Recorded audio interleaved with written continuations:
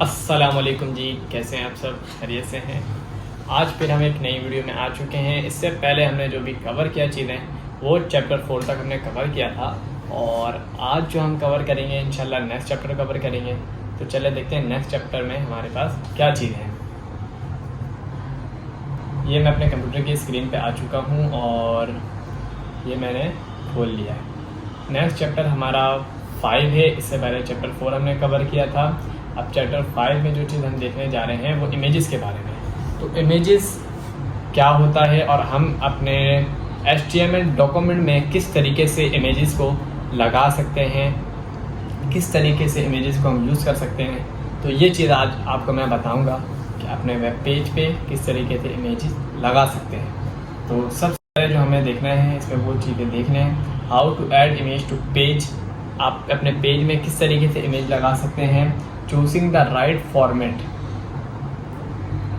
कौन सा फॉर्मेट आपके लिए राइट है। Optimise images for web. ये 3 चीज़ें हैं जो हम आज अपने क्लास में कवर करेंगे।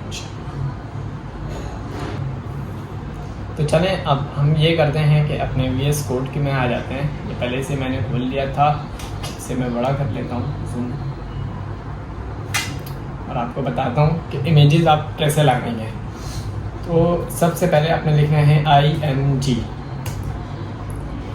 IMG आप लिखेंगे, उसके बाद SRC लगाएंगे। SRC बेसिकली सोर्स कहते हैं सेम कि आपकी इमेज कहाँ पर रखी हुई है। ये SRC में हमें बताना पड़ता है कि आपकी इमेज कहाँ पर रखी है। जब ये चीज़ हम बताएंगे अपने डॉक्यूमेंट को, HTML के डॉक्यूमेंट को, तो वो इमेज हमारे वेब पेज पे शो कर देगा।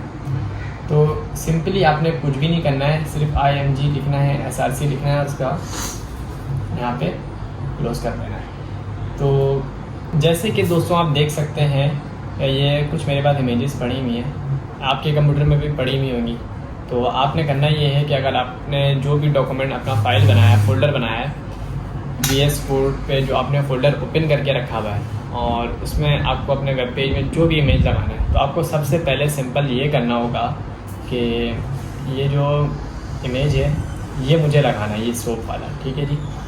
ये वाला ये लगा लेते हैं। इसका नेम थोड़ा सिंपल है ZMC। मैं इसका नेम और सिंपल कर देता हूँ, 1 कर देता हूँ ताकि ज़्यादा लंबा लिखना ना पड़े। मैंने इसका नेम 1 कर दिया। अब मैं इसे क्या कर लूँगा, कॉपी आप सभी को आता होगा करना, आपने कॉपी कर लेना है। और डेस्कटॉप पे मैंने ये एक फ़ोल्डर बनाया था वाइट इमेजेस, तो इसके अंदर मेरी HTML की आज की डॉक्यूमेंट फाइल पड़ी हुई है।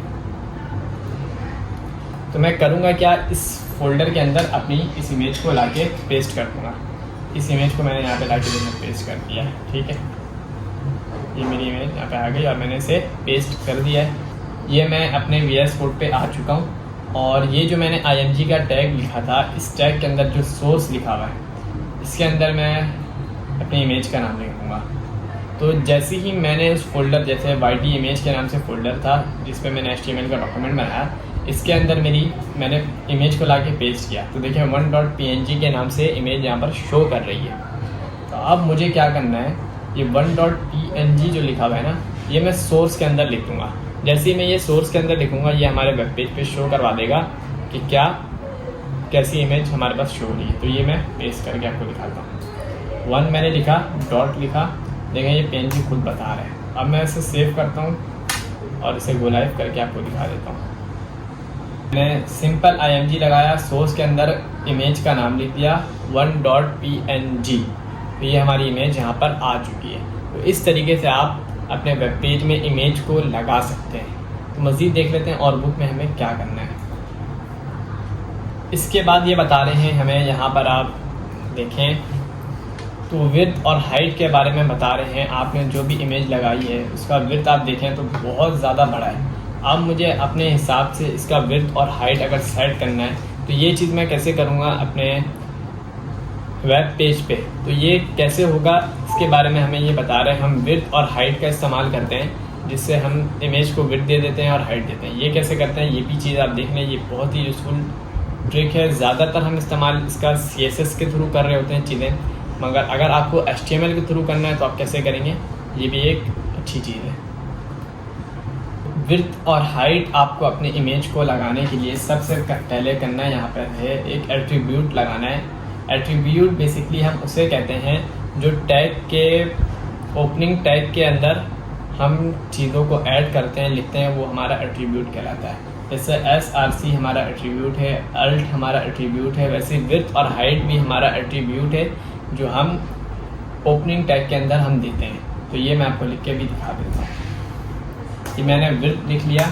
विड्थ लिखने के बाद अब इसके अंदर मैं इसे दे दूंगा 100 पिक्सल मुझे चाहिए विड्थ, हाइट चाहिए 100 पिक्सल।